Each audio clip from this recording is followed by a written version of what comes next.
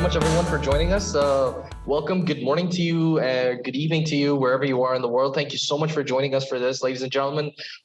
This is ProFixerr and RepairDesk's webinar on our topic today, which is about delegation and training your team to be able to perform the best that they can.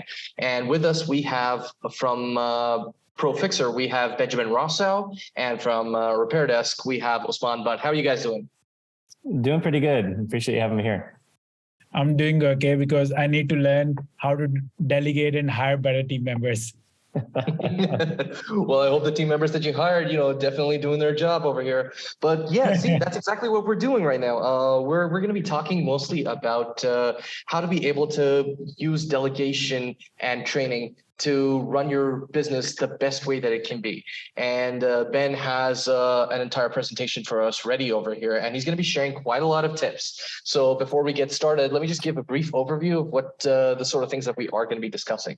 So in this webinar, we're basically going to be talking about the aspects of delegation, what delegation really is, how do we define it, right? The different types of faces that we're going to be seeing in terms of delegation, and how, to be able to use it to the best of its capabilities, we have to develop a certain mindset.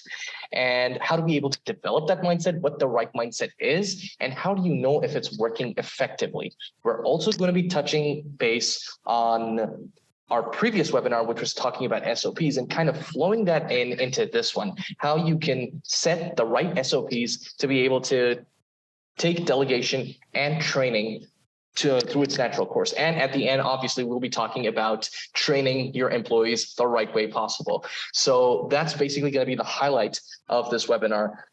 In this webinar, we're definitely going to be opening question and answer session as well at the end. Our last 15 minutes are going to be dedicated to it. So everyone who's joining us, you can post your questions and in the chat, and we can definitely answer that towards the end.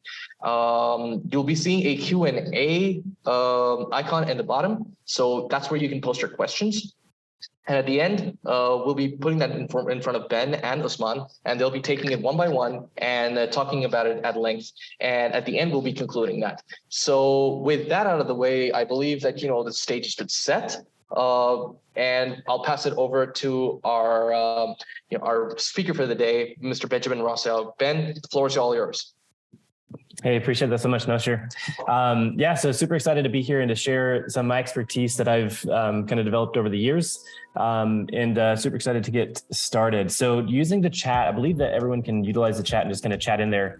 If you can type a 1 in the chat, if you are here on the webinar, you can hear us. And we'll kind of use that to kind of communicate. Like, that's a pretty easy way that as we teach something, we can get a little bit of feedback and things like that. So I believe it should work that way. Awesome. Cool. I'll see it. Usman in there. So everyone else as well. I mean, if you, type a 1 in the chat if you are here and present and kind of ready to learn. So first things first, I wanted to, I made a slideshow for this as well. So let me go ahead and pull that up, and we're going to go into that. So while you're fixing it, I believe as an entrepreneur, we all enjoying doing stuff ourselves. Sometimes, we are control freak, and we think that we can do it all by ourselves, knowing that, we feel that if we do it ourselves, we'll do it okay, and if we delegate to someone, some of our team members, they will mess things up. And I believe that's where we do it wrong, and that's very important that we are covering it today, because I'm super excited to learn it myself. Because sometimes what I've experienced is talking to repair shop owners, that they're constantly working 12, 15 hours a day, and they think that, they're building a great business, but they cannot take a vacation, and they're always stressed out. And I believe webinars like this are very important for businesses to learn how they can, when you start a business, you start a business because you want to have freedom, right? And if you don't have freedom, if you don't have a team you cannot trust, and you cannot scale that business properly, your business is too complex. So And I opened up the chat as well, so the chat should be available. Perfect. So yeah, we got Matt sharing in the chat as well as some other people. So appreciate that. Very nice. Perfect. So yeah, type it 2 in the chat if you can see my screen where it has the big blue screen, delegation, training your team. We'll kind of communicate with that a little bit. It makes it pretty easy as far as seeing where everyone's at, and also just for understanding and things. And so. All right, perfect. So one of the big things that I see a lot of times with, understanding how to train your team and delegate and things like that, you've probably seen this here being shared in the groups. A lot of times people say, my biggest complaint is my employees don't work well. They just don't really know what to do. Like they don't have work ethic and they start to blame everything on their employees. Put a 1 in the chat if you've ever experienced that or ever seen that in your business before. Maybe you felt that yourself, or maybe you've seen some posts about other people posting up as well. I think that's a very common thing where a lot of people have complaints about that, where they say, man, I've tried to hire good, but I just can't seem to find anyone that's qualified. And that's one of the huge things there. But one of the things that kind of gives clarity to it is it's not necessarily our employees that don't have the work ethic. In reality, it's the business owner that doesn't really have an idea of the work that there is to do. Therefore, there's nothing to apply the work ethic to. So in that case, it would make total sense if you bring on an employee that they'll all seem, seemingly clueless because you don't really have anything for them to positively engage in and really to have a successful plan to execute. So put a 2 in the chat if that makes sense there. As far as, it's not necessarily employees that don't really know what to do. Well, I guess it is because we haven't instructed them on how to handle that. So that's a really huge one.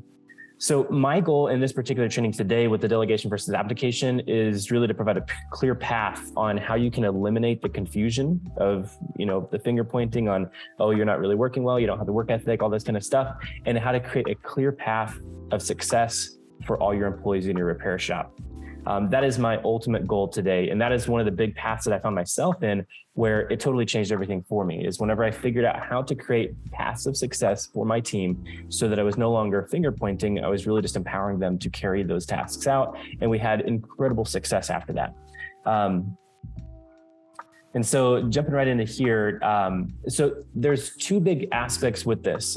You may have heard the word delegation before, but also there is another word that is commonly not used, but it's abdication. Those 2 things right there I learned from the book E-Myth by Michael Gerber, an incredible book. If you have not read it, you should definitely read it all the way through. And you'll probably think it's been written about you because it clearly explains how small businesses do so many things wrong. And that's why they're having all of these issues. I literally saw a post this morning about somebody saying a customer came in already upset. I'm like, well, I think you're just assuming that, if we would have planned a little bit different, that wouldn't have happened. So in this particular case here, where we have delegation versus abdication, delegation is giving detailed instructions for a task and overseeing the successfulness of the handoff. And I think that's always what we intend to do is we intend to be able to detail the tasks, hand them off, and then hope that someone can carry them out. Put a 1 in the chat if that's like your hope with hiring people inside of your business. But a lot of times what happens is we accidentally or ignorantly, or just because we aren't really aware, we abdicate the task. We hand off the task with no clear instruction or no clear path for success. And that's something that I see a lot of times. And really what that ends up happening is you end up expecting someone to do your job for you. And that's like a really big issue.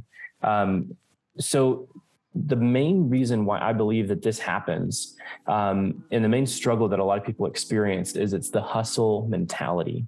That's a lot of times how you start the business. You start the business because you're the one that had the crazy idea to leave your regular job to go start a business. And you're like, man, I can get things done because I can outwork anyone out here. Put a 1 in the chat if you have felt that way before.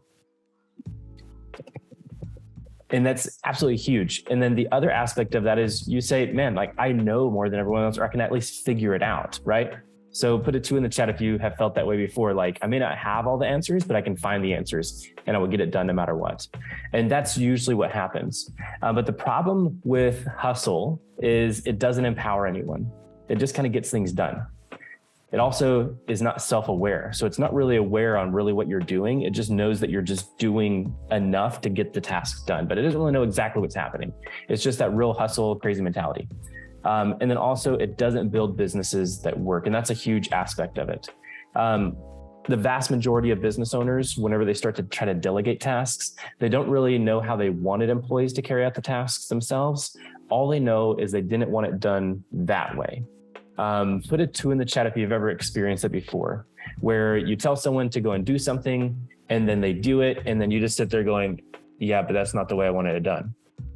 And you sit there wondering, you're like, it was not common sense on how they should have done it.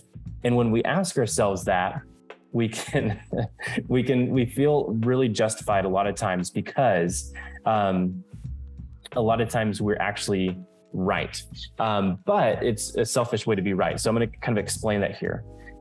So the thing with that is delegation only works if we know exactly what we need done.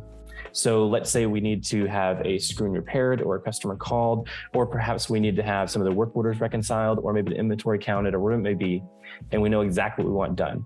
But the other side of that is you need to know exactly what you don't need done as well. So the task needs to outline some of the items that have to be done, but then also needs to outline what shouldn't be done in that case as well, because you want to look for those pitfalls where they may get distracted to say, all right, when you're counting inventory, you're going to count these, but not these, or you're going to count these first and then these second. And that is like the first, second, and the yes and the no's with that. Put a 1 in the chat if that makes sense there. So the big game plan with success with your SOPs is we first want to be able to do an evaluation on ourselves. This is like a really big clarity thing. Realistically, in our repair shops or in our business with anything, it's all a big mirror on our own performance. If we show up and we really have the right mentality to empower our team, we'll find a lot of times that our team is empowered, despite maybe being a little bit confused on what needs to be done in the day. They'll be like happy to be there to help you out, right? But if we come in always looking for the problems, always looking for, what's not really going right, we're going to have employees that mimic that as well, where they're going to be looking at you and going, yeah, but you're not really the greatest boss though. Like yesterday you said this and now today you're saying this, and they're going to be like, you feel like they're nitpicking you. But when you look at yourself, you realize that you've really just been nitpicking them. And it just is a big reflection. Put a 2 in the chat if that makes sense there, as far as like everything is a big mirror. So if you find customers are seemingly angry all the time, if you find that employees are seemingly really hard to train, you probably need to look at yourself and go, well, maybe I'm a little stubborn. Maybe I myself am not really open to any suggestions either. Maybe that's what people are feeding off of and they're giving it right back to me. That's a really, really big thing to understand. So with this, what we want to do is we want to start documenting everything in our store. Because when we look at the difference between delegation versus abdication, delegation is knowing exactly what needs to be done, outlining a task, and overseeing the successful handoff of that. Abdication is basically just saying, hey, I hired you for the job. Can you just not figure it out? Like, are you not smart enough to know how to do? Like, is it not common sense? Those kinds of things do not empower. The ones that do empower is for us to go, you know what? I'm bringing someone into the position in my company. I need to know exactly what they need to do. Let me outline that for them so they can really see on paper the success plan and they can carry that out. And then also we can discuss how well they performed according to that plan of success that was originally outlined. Put a 1 in the chat. That makes sense there as far as, that's the process that we want to go through versus saying, hey, I hired you to figure it out, is to say, hey, I hired you to work with me on understanding our plan for success here that I've outlined. And now we're going to measure your ability to perform according to that. And that's the big, big difference there. And what we look at with this is we only want to work on the most immediate tasks that at hand. Sometimes what I see with business owners is you may feel this yourself. You get into your business and all of a sudden you're like, I need to get some SOPs. So then you start to create the most strange SOPs for the strangest things, for the strangest situations that never are going to occur very often at all. Because you say, well, checking in someone's very easy. Let me think of something a little bit harder. And you start trying to think of like, well, what happens like if we have a shipment and the shipment doesn't ship on time and then the part's late, like, man, that's like kind of a weird situation. How about we just focus on what are the things that we should say to a customer? Like, what are the ways that we should bring in that device? Does it have the work order printed out with it? Does it get put in a bubble bag? Does it put into this particular compartment in our store? What is the path for that? Like the most immediate tasks you want to start working on that you actually deal with the day-to-day, and all those strange ones you can handle later. But going off this here, so the action steps that I want everyone to take with understanding delegation versus abdication is, in order to delegate, you must have a very, very clear path of success for each one of your team members. The easiest way that I found this is I literally at one point, a couple of years ago, I had 2 stores. I had like 4 or 5 employees, and they all walked out, and I was left all alone with 2 stores to try to run by myself. I ended up closing my second store. And in the whole process of this is where I started to realize the importance of SOPs. Before, we really had no SOPs. It was really just, hey, I kind of hired you to know how to do this. So like, just do it and let's all hustle together. But then after all that went down, I was like, man, I need a better way, because like I had no tangible way to measure any of the success. It was very difficult to work with them. And it showed, because they didn't want to work with me, so they all left. But after that happened, I was like, man, I need to get a really good handle on my business. And so I actually carried around a clipboard with the paper on it. And as I talked with the customer, I would just deal with them like I normally would. And afterwards, I'd write down some of the key points on what made that transaction go well. And then also some of the key things that I made sure to avoid to make sure that I didn't fall into any kind of like issues with that. Also, when I took the device back to the work area, I outlined what that process looked like. I'm like, okay, cool. The device is in a bubble bag with the work order folded. Awesome. And it's getting put on workbench number 1. That sounds like a pretty good process. Let's outline that there with some bullet points. And that's kind of how I rebuilt the structure of the internal of my business. But the action steps for everyone here that I want everyone to do, is I want you to create a Google Doc or carry around a paper notebook or somewhere that you can keep your notes. And I want you to start to outline those processes that you carry out in your own store. I'll put a 1 in the chat if that makes sense. Perfect. And it may sound kind of silly to like write all these things down, but that's really where you start to work on your business and not in your business. Working in your business is a lot of hustle. You do want people that can join your team that also have a very good aptitude for working very, very hard and hustling. But you also don't want that to be the foundation of everything. You want that to be the byproduct that they can place on top of the success plans that you create. So the next part of it is, after you kind of outline those, tasks, and as you're building those, work with your team daily to document a single way to do each task. So you may have, 3-4 employees at this point, and they may all be kind of doing a similar task all differently. But what you need to do, you need to analyze that and say, which one is the best? I don't need to reinvent the wheel. I just need to pick one of them. Awesome. I like that way the best because it seems the easiest to process for everyone. We're going to document that, and that becomes the standard. And now I'm going to have to train everyone on how to do that versus the way they were doing it before. And now this way we have 3-4 people doing exactly the same exact, action with that particular task. And that is the way that we measure the success at this point, especially in a repair shop setting where, it's pretty high, fast paced. We want everything to be as systematic as possible, so that we can measure, the efficiency and things like that as we go on. Put a 2 in the chat if that makes sense there, as far as, creating a single way to do each one of those tasks versus having 4 employees and saying, well, each 4 of them kind of do it their own way. It's okay. It gets it done. But we want to have a very singular path to do that, especially in a retail setting. So the next part that we want to do is, of course, mentioned that earlier. Let's see. There we go. Okay. So we don't want to reinvent the wheel. We just want the easiest, most common way that is currently being done and create that as a standard. Kind of covered that earlier. So once they're compiled, you want to use these as standards for training your team and adjust as needed for best results. And that's the coolest thing about this, is after you've outlined the tasks. So the problem with it, if you look at it, when you have 4 people doing 4 things a different way, how much mental fatigue does that cause you whenever you have to go figure out what went wrong? Maybe a work order was overlooked. Maybe a customer wasn't called back on time. You have to then figure out who didn't call them back. Then you have to figure out what they're even thinking. You're like, okay, tell me how you're doing it again. That makes sense. I guess it's easy enough. But how do we overlook it? You're like, oh, I just kind of got busy and forgot. You're like, okay. And the only thing you can really tell them is try harder. And that never works. That's like, the worst thing that you can ever tell anyone is try harder. They're already trying hard enough. It just assumes that they're not. So you have really no clear action plan other than to say, just try harder. And it's just the worst thing in the world.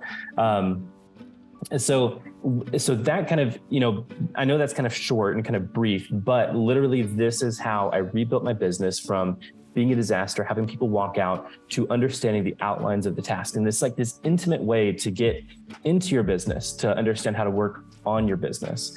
Put a 1 in the chat if that makes sense. So the action plan is create a sheet of notes of all the tasks that you're working on. If you're the one that's working in your store, outline the things that you're working on. If not, then get with each employee that's head of whatever it needs to, of that particular department, and outline the tasks that they're handling and make those as the standard, and then tweak them as needed. But you need to have one singular way to do each particular task, whether that is taking in customers, whether that is calling customers back, whether that is counting inventory. There is a singular way to do each and every single one of these things. I totally agree with you on this. We grew our company from 50 to 130 team members. And one of the things we struggle with, that we grew without creating these SOPs and frameworks in place. And that's where we struggle. And I usually got frustrated because, when I was expecting people to work hard, do these things, and at the end, when they, share the work, it wasn't up to this up to the standard. And then I realized that there should be a better way.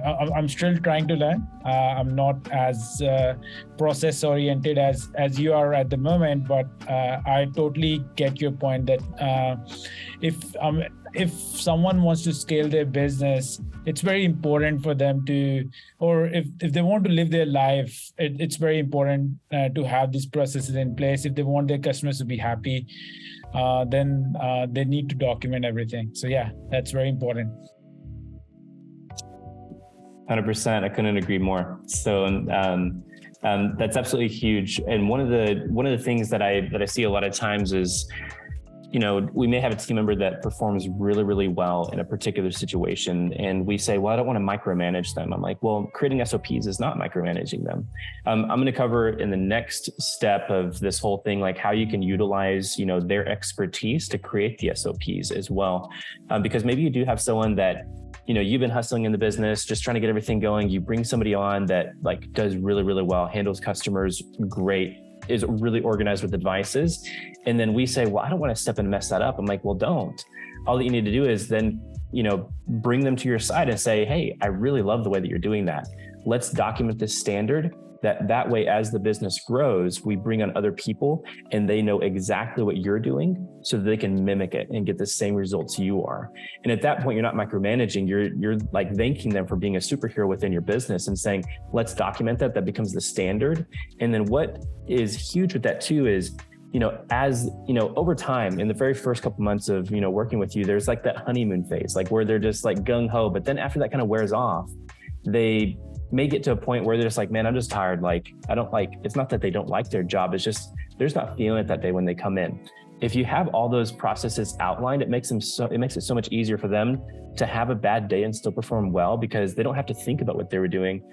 They can just go, all right, cool. Let me just pull up the manual. Like, I'm just shot. My brain's not here. Okay, cool. That's exactly how we do that process. Awesome. I'm going to do it. And they still get the same results, even if they're having a bad day. It allows people to be human without allowing their performance to drop really much at all. Put a 1 in the chat if that makes sense there, as far as, harness their superpowers to create that process without micromanaging. And then also, if they have a bad day, it allows them to have a bad day, but also be able to still visualize and see the standard. And then that way they can still fulfill the standard. Because I can tell you, like, if you're having a bad day and you're in your store, you're like, oh, I don't want to call the customer, like all this. So you kind of push it all back. But if you have a structured day, even if you're having a bad day, you're like, okay, I'm going to have a bad day. I'm going to call the customer real quick the way we're supposed to, get that out of the way. That way I can just kind of like go be a crybaby in the corner, right? Like, and you can do that and everything's good because it's all taken care of systematically and exactly as it should. So it's huge. But cool. So when I stop there, does anyone have any real quick questions about that particular, delegation versus abdication before we jump into the next phase of of like how to train and correct your team. So how to use those things and how to train and correct them once you get that built out. Well, ladies and gentlemen, if you do have any questions, we do have a Q&A section where you can post them. And towards the end of the webinar, we will be taking your questions. So please feel free to be able to share any ideas that you have, anything that you want to have discussed, and Ben and Usman will definitely answer. Perfect. Yeah. So put a 2 in the chat if you can see the Q&A at the bottom of your screen there.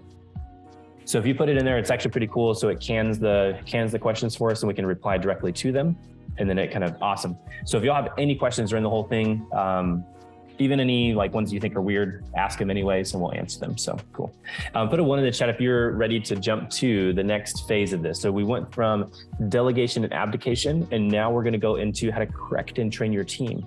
So as you build out these SOPs, one of the things that you'll run into is you're going to see underperformance. You're going to like, or maybe you notice it right now. You see someone that's not really performing as well as they should. And you're like, how do I handle that? I've already told them like 10 times this week and they're still not doing it well.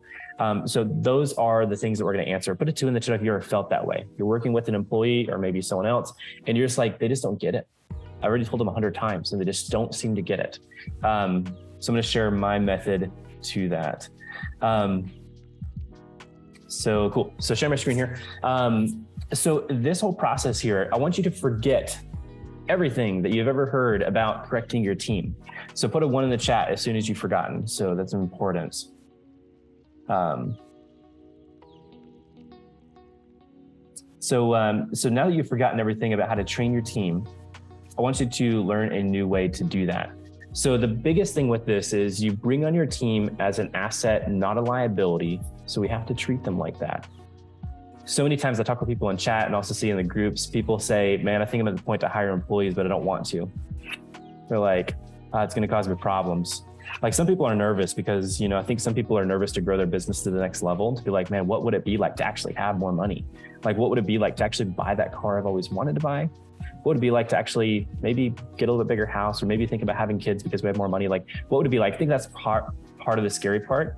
But then a lot of times what's tagged onto that is employees you can't find good people nowadays. People nowadays don't do this. People nowadays aren't this way. Put a 1 in the chat if you've ever seen that before with people that have maybe expressed that, or maybe you've kind of felt that internally with yourself. So my goal with this particular training here is how I can provide you a clear action plan on how to identify areas of improvement and empower your team to succeed by focusing on the positive. So that's huge. And so you may be thinking right now, focus on the positive. Like, what are we like? We need to focus on what needs to happen, what needs to change. So that goes back to the Men in Black thing. Just forget about it. Forget whatever you have thought before, and 100% buy into this, at least for the next 30 minutes. And then afterwards you can discard it if you want, but at least for now, like buy into it as if your life depends on it. Because realistically it does, because your business is a tool that you use to enhance your life, and it can either enslave you for the next 50 years, or it can provide you great freedoms for the next 50 and provide generations after you the same thing. So that's a huge, huge aspect of it. So one of the big things with this is we're pre-wired to express disappointment and find flaws.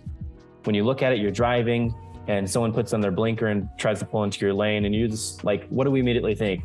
What an idiot. Like, why don't you just pull over that way? Like immediately we just get offended, right? Or we go someplace and the waiter, forgets to fill up our drink and we just get mad, right? Like we don't really consider what's really going on. We just are only looking at ourselves.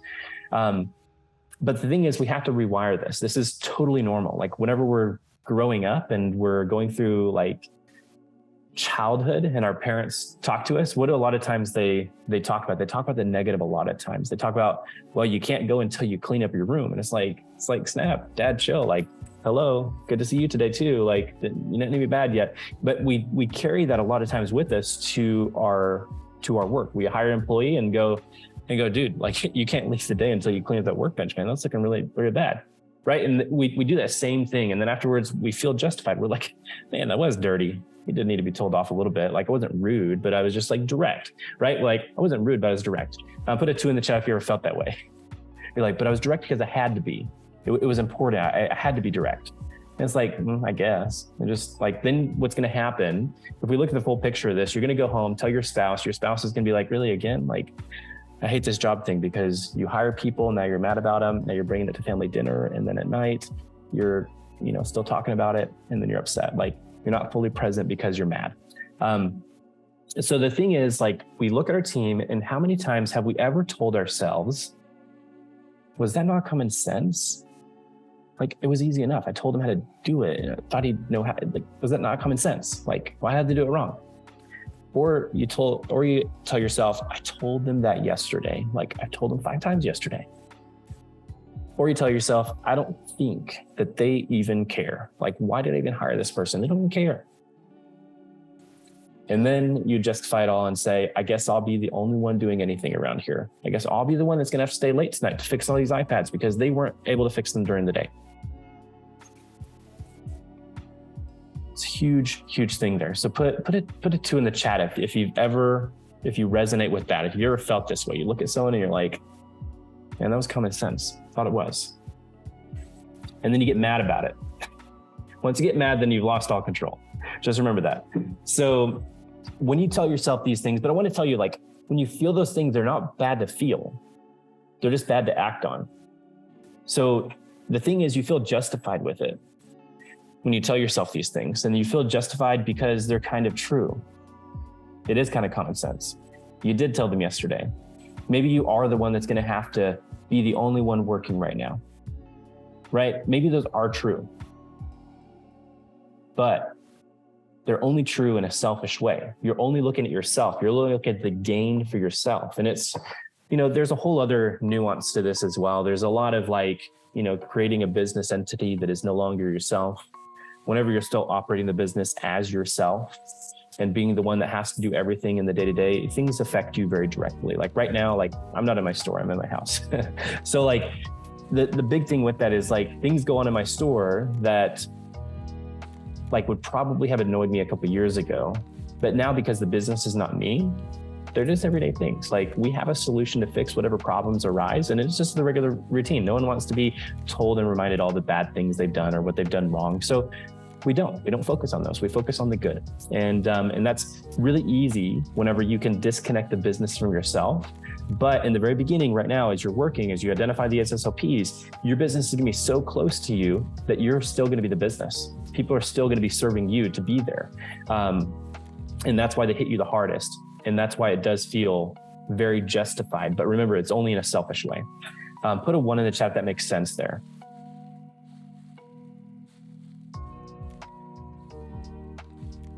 But as you create SOPs, as you train your team, you'll feel the business kind of not distancing, but separating. You'll see it visualize into its own separate entity where you're like, man, this place actually is a real business. It's actually working. And then you can then hire people to serve that business, and they're no longer serving you. You can easily step away from the business without people wondering where you're going, because they're no longer serving you. They're serving this beautiful entity that you've built with structure. And you're no longer having to support and be that structure. You were there to serve it, but you're not there to be it. Put a 2 in the chat if that makes sense. But that only happens after you've outlined the tasks that have to be taken place, after you train your team on what they need to do in order to get there. And then after you have, focused on the things that actually matter to move the needle forward. That's really all that it comes down to. So the thing with this, I want to explain a little bit more on this, because this is a trippy thing for a lot of people. They look at this and go, man, this won't work. I am right. I told them 5 times yesterday. I'm justified to be mad. I'm like, sure, you totally can. Just go be mad by yourself. Go sit in your car for a second and come back in. Go be someplace else and go be mad and get over it and then come back. But the thing is, us as humans, we do this because psychologically it allows us to win. We're all competitive by nature. The strongest always wins. That's how we survive. So we do this because we want to find a way to survive. We think it's this. One person has to lose, one person has to win, and that's how it works, right? The lion hunts the hyena, and the hyena hunts the little mole. That's how it is. You live in your own realm, and you win in your environment, right? And it gives us a reason to feel right, at least. But as you've noticed, how many times have you ever said, "Is this not common sense? I told him 5 times. I'm the only person that's going to do anything." Does anything ever change? Rarely, if ever, does it ever change. Except for the anger and the justification that we feel and the frequency at which we visit that is the thing that changes until we hit a breaking point. And then we're like, man, this is just sucking. I hate business, and we get burnt out.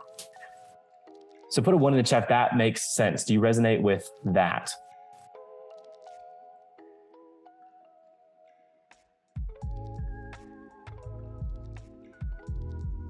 So the thing with it is it allows you to be right, or it allows you to not be wrong. And that's like the angle on it. You're not right. You're just not wrong.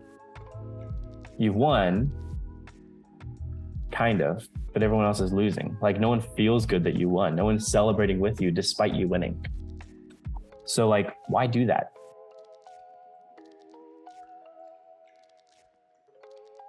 So just consider that for a moment. This works in any aspect. So the action step, what we want to do here, we want to rewire the way that we think about our team. We want to rewire the way that we think about all those things that make us mad. We're like, I thought it was common sense. We want to rewire that. So put a 2 in the chat if you're ready to rewire that. These are these next slides that we're going with. So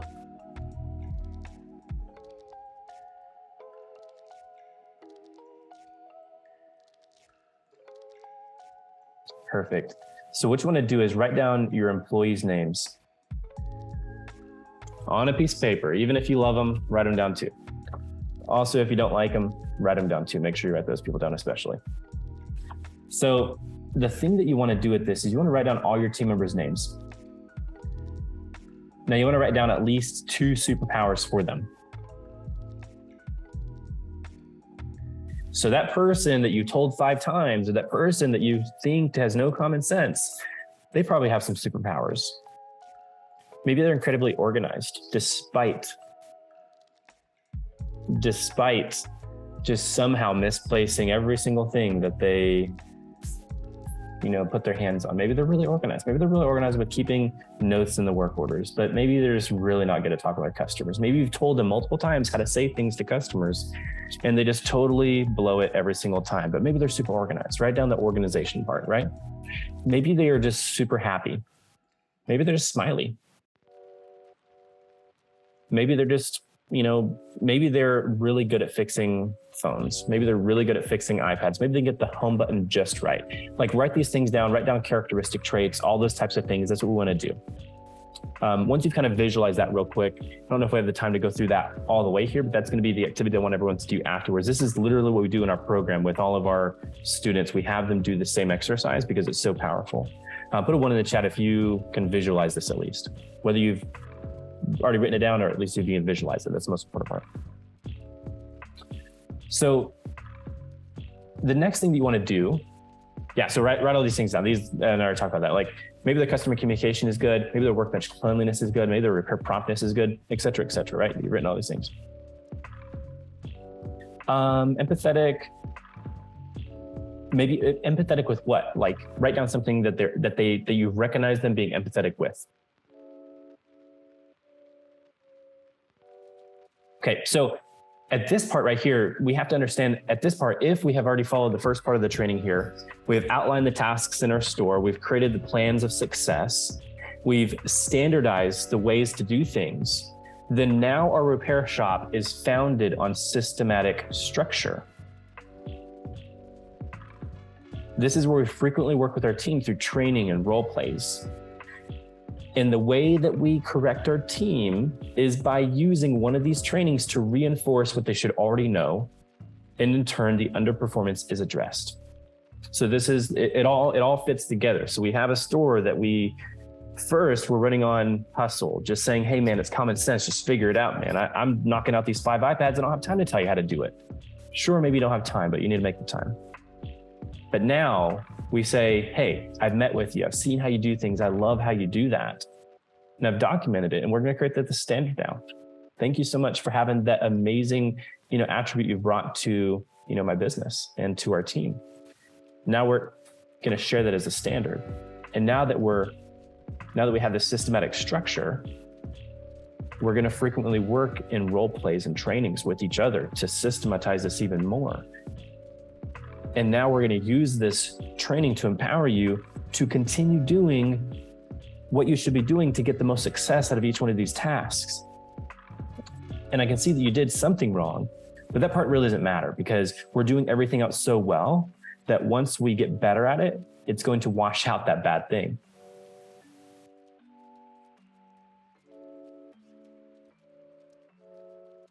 So put a 1 in the chat if that makes sense there. So we've gone through, created systems, And this isn't an overnight process. It's going to take a long time to do it. Like it's going to take months, it's going to take years to really master it. It's like ongoing process, but this is truly how you work on your business and not in your business. This is like the whole mentality shift that you have to have with that. So what this does is it takes your interactions from looking like this, where you go to an employee and maybe they have not been taking good notes on the work orders. And you're just like, hey, we've talked about this before. I told you like 5 times this week that you need to take better notes. Like, I don't know how many more times I have to tell you, man. Just try not to forget this anymore. It's like super easy to do. You just need to take the notes as you're getting from the customers, because like truthfully, you're like hurting the business, and it has to stop because like it's causing us a lot of issues. Put a 1 in the chat if you've ever had someone talk to you that way, or maybe you have shared that with an employee. And this right here, that can come directly from your heart too. You can be like, man, like I'm trying so hard to help this person. And you're like, I'm at end wits, right? I'm at the end of this and I don't want to talk about it anymore with them. I'm probably going to fire them. So I'm going to talk to them this way and be like, dude, I told you 5 times already. And I hate that I've even had to tell you once. It's so easy to do. And we start to like undermine the process. And they're just like, at that point, they're going, man, like I really am like messing things up around here. He has told me 5 times, 100%. I remember him telling me 5 times. And then they go, why can't I remember that? He says it's easy. I guess everyone else is doing it. And they start looking at like, no one else is being told what to do. See, that's exactly who I am. I'm probably going to go to my next job and I'm going to make sure I don't get a retail job because obviously I can't take good notes. I'm going to go get a job someplace else that doesn't do the same type of work because obviously I'm not cut out for this. Then what they do is they go home after they've been told this for 8 hours. If they experience it for 8 hours, each customer that comes by, they review it and they go, crap, I forgot notes on that one too. And then they're going, the technicians are probably trying to look at the work order right now and they don't have enough notes. Yep, I'll just quit. So they quit, right? And like, you feel really bad about it. And you as the owner of the business or the manager, you look at it and go, I had no other choice. Like I just had to like boil it down to that and just say, dude, I already told you 5 times. Put a 1 in the chat if you felt that way. Like there's no other choice. You just have to kind of be a little bit, I'm not being rude. I'm just being direct, right? And that's kind of how we justify it.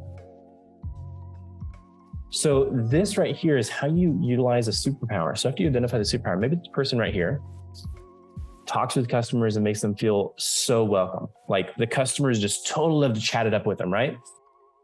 And maybe because of that, they're forgetting to take notes because they're just like chatting about the customer, like, oh yeah, like discussing the repair. And then they just forget to put the notes in. And they're like, crap. So this is what we do. We can identify their superpowers and we can say, hey, great work with the last customer. I really like how you always make them feel so welcome. Like customers like totally like chop it up with you like all the time when they come in. Like it's kind of jealous because like you do it so well. And I say, hey, I want to make sure this is as easy as possible for you to continue doing that because that is working wonders here. And I wanted to find ways that we can work together to be more thorough and effective on gathering the notes for the work order. Because I noticed that is like one little aspect that's kind of getting overlooked there. This week, would you be open to exploring ways that we can work together to figure out how you can best continue to make customers feel welcome like you always have been, but also how to be just as thorough with your work order notes? Is that something you'd be open to? So put a 2 in the chat if you can feel the difference between that response versus the previous. Put a 1 in the chat if you can identify that they're to the same individual in the same circumstance. Nothing is different except for how I, as the leader, am empowering that individual to look at their superpowers and say, dude, like you are amazing. You don't have to make it up. Like, truthfully, if you can identify superpowers with your employees, you should probably fire them because you're not a good person and like they need to go to someplace better. But you should be able to find superpowers that you can identify with them, that you can express them. Like, dude, I just love the way you do that. Does anyone have any questions as far as this part goes here?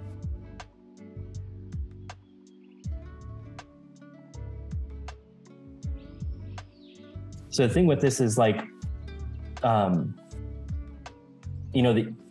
address it, we have to emphasize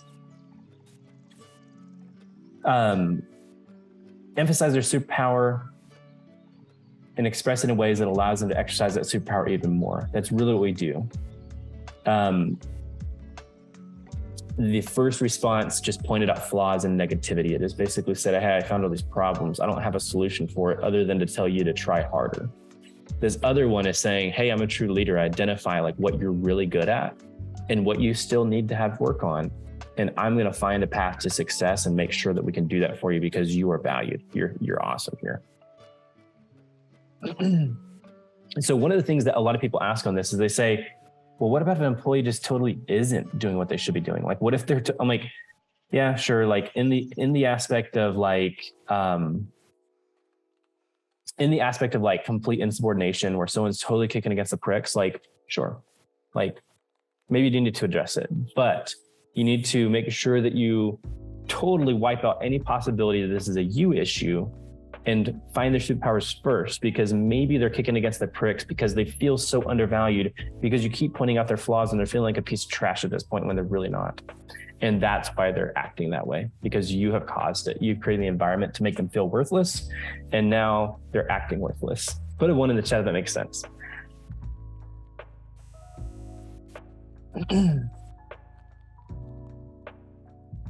So what if you can't identify their superpowers? Like, what if like, I can't find a superpower for this person? I don't know.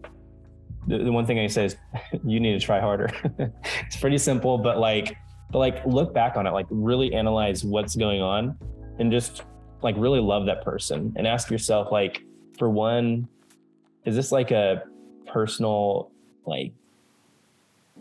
characteristic clash, like where I'm just not liking this person? Maybe if it is, maybe you should let them go because maybe they need to find someone that can really vibe with them better, right? Like you need to let them go so they can find better opportunities. And there's nothing wrong with that. Like we look at that as like, so limiting when I'm like, you know what, like it's okay for you not to get along with someone and to have hired someone and it not to work out, and to let them know, say, hey, like, I think this, we're just not getting along. And like, I want to let you go find someone you can get along with.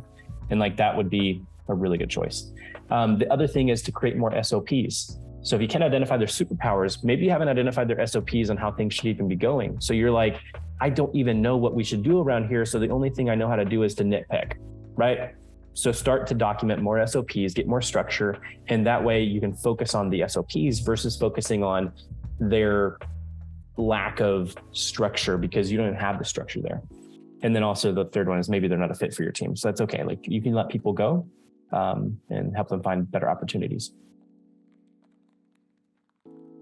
So the big thing with this is like, you'll get out what you put in. Like your team, we talked about this earlier, your team is a direct reflection of you. The big thing is love them, empower them, and succeed together. And then the last part that I want to say with this is as we kind of wrap this up before we go to question and answer, and also before we bring on our special guest, Matt. So I have an experience that I want him to share about being in our program. But 15 minutes of dedicated focus daily is massively more effective than 2 to 3 hours of binge focus every few days. So if you can focus on building your SOPs for even 15 minutes, you're going home, let's say it's 6 o'clock, you're about to go home. Worst case scenario, just say, I'm not leaving the store right now. I'm going to set my timer for 15 minutes, focus on SOPs, and I'm leaving at 6:15. That's what I'm going to do. And do that daily, because once you find that you're doing that at the tail end of the day, maybe you'll do that for the first week or two and you're like, I'm tired of that. I'm like, don't want to stay late anymore. Then you move it to 4 o'clock. Then you move it to 2 o'clock. Then you move it to the first thing you do before you even get into your store in the day. And you're like, man, I knocked that out. I spent 2 hours doing that today and it felt good because I know what to do now. And it's always much more effective than 2 to 3 hours of binge focus. And I want to let y'all know, like, this was not an overnight success for me. This is not something that, like, after implementing like this for 1 week, I was like, hey, my business works. It really took like 2 to 3 years before like I finally felt actually comfortable. Like I started to see like the results and things got drastically better. But until I felt really comfortable to really step away and to start doing other things, like it took about 2 or 3 years to do that. And so I wanted to let y'all know to stick with it, trust the process, and go through that, and trust the process and be consistent. That's the main thing with that. We're going to pause there before we go into the next part there. So actually I have a question there. So yeah, I want to invite everyone. So put a 1 in the chat, actually put a 1 in the chat if you learned something on today's training, if this was useful for you, if it was actionable. That's the big thing. I want to make sure this is all actionable.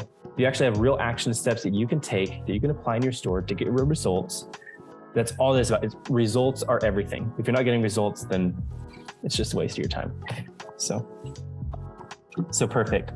Questions as well. Go into the Q&A, ask your questions if you have any at this point. So I was going to answer in the chat there. It says, how do you decide whom to delegate tasks to? I doubt who is the best person, and I have got no time for testing. Okay, perfect. So that's a really good question. So one of the things that you can look at in your business, if you don't have time because you're swamped with repairs, increase your prices to get yourself more time. You're gonna reduce the amount of repairs that you take in, or you're gonna have money, so you're gonna feel a lot better at that point. And then, so increase the prices of your repairs if you feel like you're totally swamped. To kind of slow that down, you have to do that, or you have to start quoting, much longer turnaround times. There's been times in my business where we have been swamped, and one was like a year ago during COVID, where we were swamped with consoles beyond belief. And for one, I was like, I don't want to go back on what I've always said. I don't want to go back and start to work in my store again. I really don't. So I was like, told my team, I was like, cranked up to a week to 2 weeks on the turnaround time. And then we did that, and people still kept dropping them off. We didn't decline. We had them stacked everywhere. And then I was like, okay, so let me work with you and figure out how to create the best path for success and how to get these things out faster. So that was actually when we developed what we call phase 4 workflow map. That's something we teach in our program. And I developed that, and it was able to reduce the times that each one of those things were interacted with. But I had to create that time. So the way that I created it is I said, you know what, we need to slow down the speed at which we need to get these repairs out. So we cranked it up to 1 to 2 weeks. So that's one thing I would tell yourself, is you're probably so busy right now trying to handle things that you really can't think clearly enough on what to do. So I would increase your prices, maybe add 15, 20 bucks on each one to kind of slow them down a little bit. But I would write down their superpowers in that same process as well, and find out where these people, where they're doing well already, and where you recognize that they're doing well in as well with their superpowers, and take that and brainstorm it. It'll take a little bit to look at, but write it on a piece of paper, what each one of their superpowers are, what the tasks are that need to be done, and then just start assigning those and see if you feel good about it, and then kind of roll with it that way. I hope that helps as far as that goes. So Travis, I don't have any employees at this time. What are some things to consider on when it's time to add someone to my team? Structure. Everything is structure. So the biggest mistake that I see with people when they bring someone on is they get busy and they go, man, I don't have time to really train someone. So what they do is they start to interview for qualifications. So they go, do you know how to fix a screen? Have you worked in retail before? Have you done this? Have you done that? And at that point, they're abdicating. They're relinquishing control of their business by saying, I hope you know how to do this stuff because I'm going to hire you to do it, and I don't have time to train you, so you're going to have to do it yourself. And at that point, it's very hard to train those people once they come into your business. And also at that point, it creates all those problems that you see later on, where they go, in the interview process, he said he knew how to fix an iPhone 11, and now he's like not putting the screws in the right way. He's doing it the weirdest way I've ever seen in my life. I'm like, yeah, it's because you set that interview up so they can tell you like a fib to be able to get the job. Like it's natural. Everyone kind of fibs those interviews anyways to like spruce themselves up. So eliminate that in the interview. So get the structure. And what we do in that whole thing is write out every single task that you're doing. So Travis, this is one thing I do for you. Write out every single task you're doing in your store, as far as from the intake of that device to how that device is handled in the store, how the devices are repaired, what you say on the phone call when you call the customer to call them back to let them know it's ready to pick up, all that kind of stuff, outline it. And then the question you ask during the interview, you find people that are clueless with repair, but are willing to be coachable. You ask them on those interviews, hey, if you were to get a job here, are you open to, being coached by me to learn how to do this job? Do you have any experience? No, I don't have experience. Awesome. Are you willing to learn how to gain that experience through my training program that I'm going to put you through in my store? I have everything documented, and I can show you every single step of the way. And those people at that point are bought into your system, which the system runs the business. And so that's what I would do for you, Travis, is I outline everything now so that it's ready and prepared for when you want to hire an employee in the next 3, 6 months, year, whatever it may be. So, right. So it looks like we have a couple of questions that are coming in. And before we go to the next one, I do have a question of my own. So let's say, there's definitely been a lot that we've discussed in terms of how to be able to get that training across, how to be able to, deal with the employees, make sure that, you appreciate them. But there is a certain question that does come into mind. Let's say you do have your SOPs made and you have this all worked out. But for some employees of yours, it works, but there are some that face difficulties. Maybe it's not a right fit for them. Maybe it's a little difficult for them to grasp on the concepts. Maybe it's difficult to work for them. It might not be a failing on the part of the SOPs or the process that we've created. And it's not a failing of the employee because sometimes there are things that are not in their control. So how do we work around that? Can you maybe give me an example of what you mean by that as far as, so you got the SOPs built out, you have an employee that's willing to go through the training, all that kind of stuff, and it doesn't seem to be working out. Is that what you're asking there? Yes, that's absolutely what I'm asking. Because obviously when you hire an employee and they've been working with you for some time, you've obviously invested in them, and they're a great asset to your team. But when it comes down to like being able to train them on some certain stuff, to be able to improve your processes, there are some that will get it, but some that might not be able to because of certain factors. Maybe it could be to do with maybe health issues, or maybe their understanding of something, some sort of soft skill that they haven't probably developed, and because of that, they might be lacking. How do you sort of like tweak your SOPs, or how do you sort of like modify, make them a bit more receptive so that it's a good fit? So my worst employees that I've fired have been the best assets in creating amazing SOPs, because up to that point of getting to the point of letting them go, it took a lot of understanding, like, where are they just not getting it? Where are they finding the loopholes? Where are they willingly, like, whether it's willingly or whether it's ignorantly, maybe they're just not really cut out for the task, or maybe their mind just isn't there and they're just really not that dedicated. Whatever it may be, those people have always been the best to show me the flaws in my whole process, because it's kind of like a seatbelt in a car. You don't need the seatbelt until you crash. And so you won't ever know if the seatbelt is effective until you're put in that position. And I think that's like the best part of it is, if you do have people that you feel like you're kicking against the pricks, sometimes we immediately just go, man, I've written out these SOPs, I've trained you, I want you to go, versus saying, okay, game on. Like, this is really great. Like, are my SOPs good enough that I can really bring in someone that's not a good fit and still get good performance? If it's yes, then that's amazing. It's like, dude, like, this is working really, really well. If it's not, then you can go, okay, so I'd hate to be put in this situation ever again. Let me figure out what's really going on there. Let me build a better SOP. Maybe I can get some better performance out of them, and maybe that'll keep them on. But if it won't, at least I'll have a more robust SOP built out. That way, when I do let that person go and they got to go separate ways to go find a better place for them to be at, I have an even better structure for new employees to exist in that has less holes in the bucket, less slippery places to fall down in. And that's really where that's where my mind goes with that. But the big thing is, remember, it's all a mirror. Maybe we've been working with that employee for a whole year before we decided to spring on them SOPs. And all of a sudden, now they seem like a bad employee or doesn't really seem to get it because we're trying to overcomplicate the process. So with that, make sure it's super simplified that anybody can understand it. And that's really where my whole repair shop is too complex, that if it takes someone too much comprehension to understand the SOP, it's probably too complex. You need to dumb it down a little bit more. And too many times I see this as well. I don't want to go too long into this, but some people go, I have to baby my employees. I have to break it down. I'm like, you don't have to baby them, but it's just it's literally, why would you want a complicated, difficult process to work through for an employee to understand? I just want to dumb it down to be the easiest thing. You want the easiest, most simple process so that they can get the success. The result is all that matters. We look at the result and the path that we can get to it. If we can do it in 3 steps versus your original 10, that's best. But that's what I do. Work on yourself through that, build out a more robust SOP, and look at it as a you problem versus a them problem, especially in the very beginning. But after working with them for another 30, 60 days, if it still doesn't seem to be working out and not really improving at the rate that you need, then invite them to, go find a better place for them to be at. And that's the big thing. There's a whole other side of letting employees go as well, not burn bridges, but that's where I would go with that.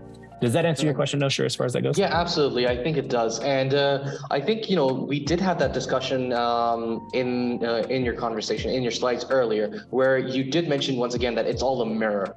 And you did outline a couple of steps that, how to be able to let go. And at the end of the day, if it doesn't work out, then, it's just that maybe it wasn't the right fit. And, that just helps you and that helps them as well, because they find a better place to be able to, use their skill set, and you find a way to be able to make your SOPs work for different cases as well. It makes you strengthen your processes. So I believe in the question and answers, we have Jason Maynard, who did ask something of a similar question, which was, what about talent retention after putting in all that hard work into developing SOPs and training? So that sort of does mirror the question that I had. So I hope that answers it.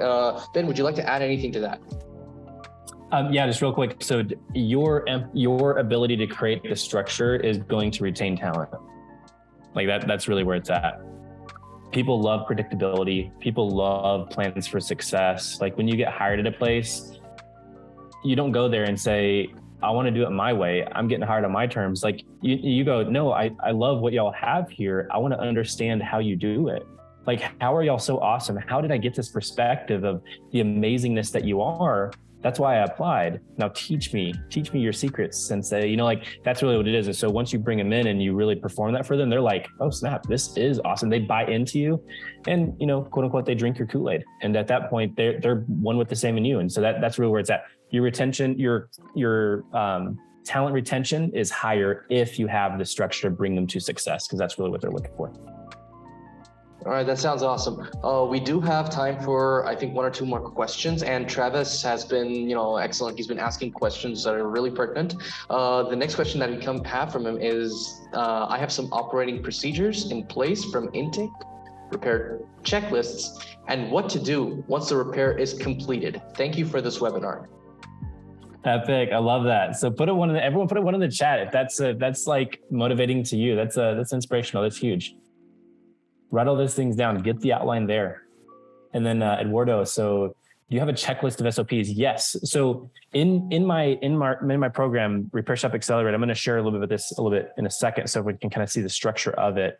I give all my trainings. I have two big manuals that I've created, where one is the team member handbook, where literally it's like 50, 60 pages long or something like that. It outlines literally every task. I have my owner manager handbook, which is the trainings on how to implement the team member handbook.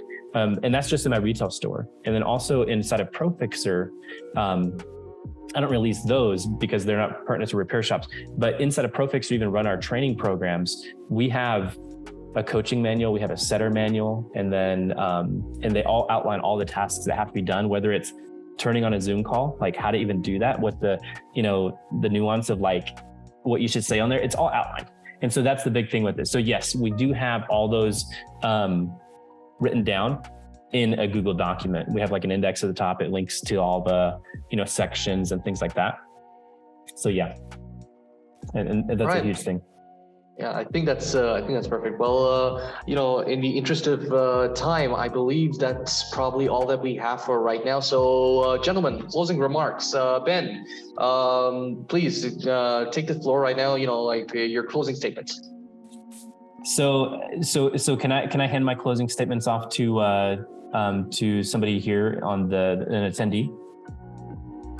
Yeah, sure. Go ahead. Okay, cool. We'll just take about two minutes to do that. So if we can make Matt Mitchell's a panelist so we can talk, I guess. Is that how it works? And then Matt, if you're able to share your experience there. So no, sure, you're on mute, sorry. All right, my bad.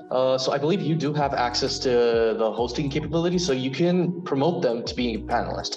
Yeah, Ben is the host over there. If you're not able to do that, let me know, I can try. Okay, there we go. We got Matt on here. So I think Matt's still here. So Matt, if you're here and can talk, hey, what's up, man? If you're able to share, for everyone to know, Matt is actually a student in our program. He joined a few months ago, came into our program for soldering, also to learn how to run his business better. And he's been really like a star as far as taking what's been taught, implementing it, getting results. And as well, Matt has actually taught on some of our live training calls on how to implement some of these systems and things like that. He's just done really, really excellent. So I wanted for him to share his experience with building out SOPs and just whatever, maybe just, real briefly there, if you could, Matt. So I definitely will say I did not join actually to really help my business. I didn't even necessarily know that was part of it. I just joined for soldering, but Ben's workflow calls and like the SOPs and the manuals he's talking about, it really changes kind of everything. It changes the game for sure. It helps organize everything and give everything structure, and the structure allows the business to fall back on the structure instead of you. And so it really takes a lot off your shoulders. It really helps a lot. And the implementing the workflow aspects of it. I know he touched on a little bit. Phase 4 is, a really big thing. That's definitely really changed a lot. And then just having built out ways for everything to work, how to talk to customers, how to, go through inventory, all that. And it's all available and it's pretty easy to digest. And it's not like Ben is definitely a really important part of it, but the community as well is really amazing. Definitely want to give shouts out to the community as well. Yeah. Appreciate you, Matt. So put a 2 in the chat if hearing Matt's experience is motivational and inspirational to you guys. Like that's huge. And that's one of the huge things that has been evident with myself is what Matt talked about is the community that's been developed. It really started out as a passion project of my own to say, hey, let's teach soldering. Let's teach people how to implement it. Oh, we see people having issues. They can't get under the scope as often as they like.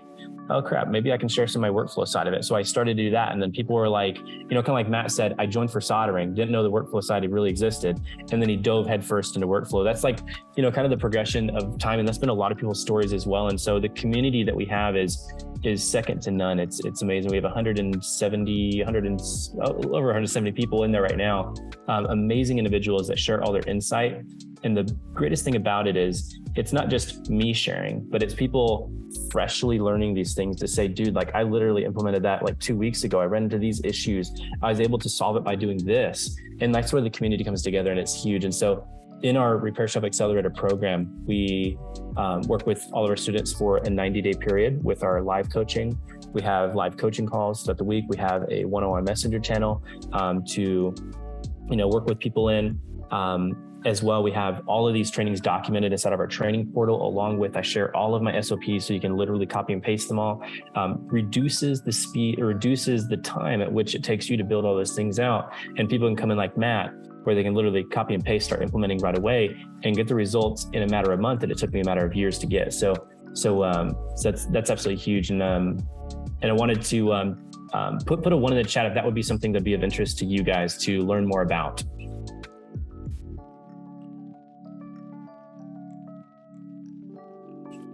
Perfect. So I wanted to make an offer for that. So we I put into the chat our chat link so that you can communicate with us and learn more about the program. But I wanted to extend as well. In that program, we do a lot of group and like group coaching and things like that. But I wanted to extend for anyone that's here on this webinar that's gone through this particular training. I wanted to extend out 3 one-on-one coaching sessions with myself for anyone that wanted to, learn more and eventually joins the program and has attended this year. So just wanted to put that offer on the table there. But the best case to get in contact with us is to go to that link, talk with us about your repair shop, see if you qualify for our program, and then we can, go through there. But yeah, that's my comments for now, unless anyone else has any questions as well. So in full transparency, so our program is Repair Shop Accelerator. It includes soldering with workflow all in the same. And we're going to be splitting those in about 2 weeks. So if you join in the next 2 weeks, you get literally everything. So just buy it. Just buy it in the next 2 weeks. Just do it. But once it rolls out in the next 2 weeks, we are splitting it to be more defined, but it is literally, it's everything. So yeah. All right, that sounds great. So thank you so much, Ben. I think Usman, would you like to have your closing statement for this entire webinar? Thank you so much, Ben. This was very helpful, and I'm glad, Matt, the program really worked out for you. I'm part of the ProFixerr Accelerator Facebook group, and I've seen a lot of posts, people saying that, hey, I would after joining this program, I was able to take my first vacation, and that's why we decided to partner up. And so repair shop owners who are struggling with improving or growing their business. And I have often seen that, let's say if a RepairDesk starts making some money, they say, okay, there's a great location available over there. Why don't we open up a second store and the third store? But they're making the same amount of money, which they can do that from their first store as well by improving their processes and delegating some of the work before they want to grow their business. So one thing I have learned in the business that if you want to grow your revenue, you don't need to add too many services to your bottom line. You just need to. It's a matter of strategy and sales and building the funnels. And obviously, we are in software business, but at the end of the day, all businesses are pretty much the same.